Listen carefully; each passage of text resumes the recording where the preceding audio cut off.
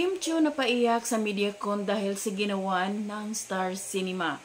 Hi everyone! Good evening! This is Manay Gina and welcome back sa aking YouTube channel. So guys, for today's video, yan pag-usapan natin si Kim na sobrang emotional, napaiyak at sobrang pasasalamat sa ginawa ng Star Cinema. Dahil nga, alam naman natin guys, na nung napanood natin yung MediaCon, grabe, sa daming country na ipapalabas itong My Love Will Make You Disappear. And every country, iba-iba yung poster. No? So, sobrang grabe ha. Napabilib tayo dito sa Star Cinema. Guys, panoorin natin ang emotional na pasasalamat ni Kim Chiu sa Star Cinema. Let's Sobrang laki ng movie.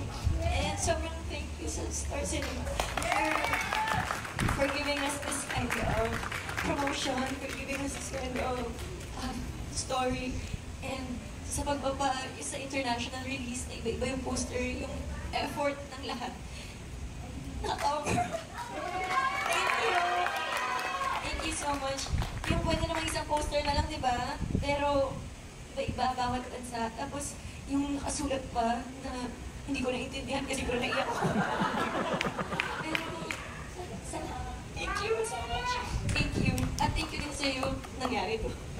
So yan guys, napanood natin at sobrang blessed, grateful si Kim at saka si Paulo dahil sa nangyari. Tama nga din naman talaga yung desisyon ng Star Cinema na i-adjust, no? I-delay na parang February dapat tapos nilagay nila sa March 26. So tama lang din kasi nga yun ang sabi nila, gusto nilang i-promote doon sa ibang country at nangyari naman. So ayan nga, grabe, sobrang ang daming country na tawag nito, na ipapalabas itong My Love Will Make You Disappear. So, hindi talaga maiwasan na maging emotional si Kim. At di rin niya nakalimutang magpasalamat kay Paulo Abilino. Just, ang kakakilig talaga silang dalawa at ang lakas ng kanilang chemistry. So, yun lang guys.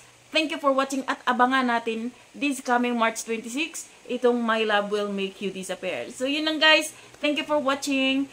Bye! God bless everyone!